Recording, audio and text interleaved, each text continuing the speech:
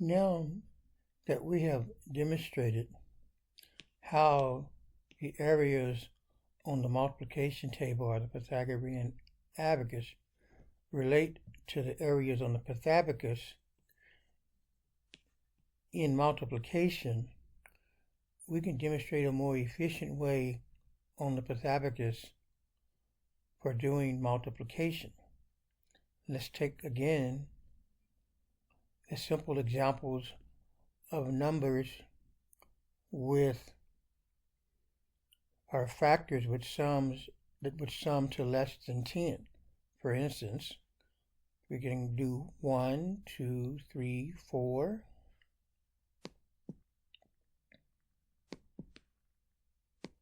4 times 3. 1, 2, 3.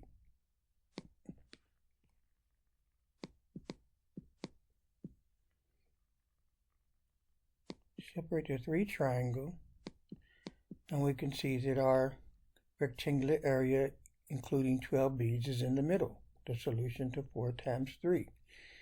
In this case, we're not inputting with the brown beads, we're inputting only with the gold beads, and seeing, in this case, the solution with the brown beads.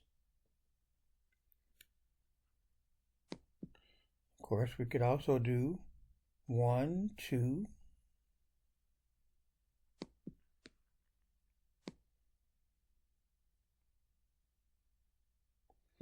times 5. 1, 2, 3, 4, 5.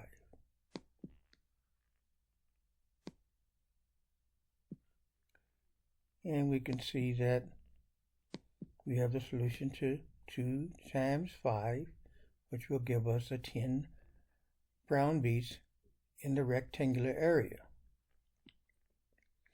Now, since we have demonstrated how the gold beads here represent the squares along the diagonal of the multiplication table, and how those squares can be counted as tens when the factors are greater than 10, we can now show an easier way to input that on the Pythabacus. Let's do 6 times 8. So we count 1, 2, 3, 4, 5, 6. And push those beads over against the left post. Now, we only have 4 beads left. So, we push all those beads over.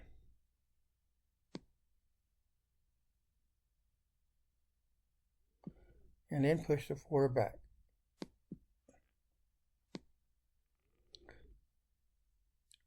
Then we can count from 4 to 8.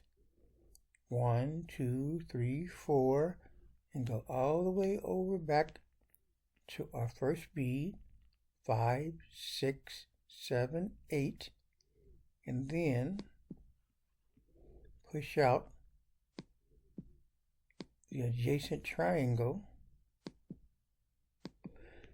And as before, these gold beads representing the squares along the diagonal can be counted as 10.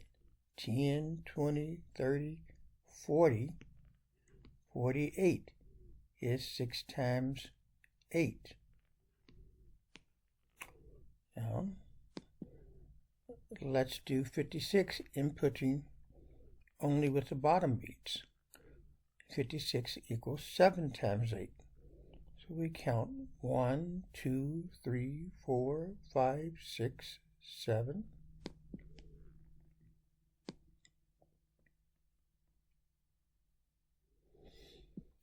And we can push this rectangle over that we know we'll need on the other side.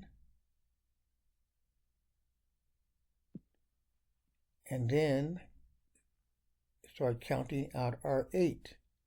1, 2, 3, 4, 5, 6, 7, 8. Push over again the adjacent triangle after we've counted out 8.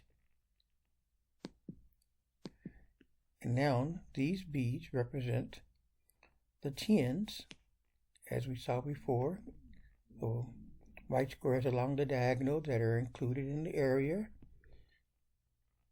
10, 20, 30, 40, 50, 56. So 7 times 8 is 56. So now that we know why multiplication on the Pythabacus works for numbers that are factors that are greater than 10, we can use this more efficient method of inputting our factors and getting the solution.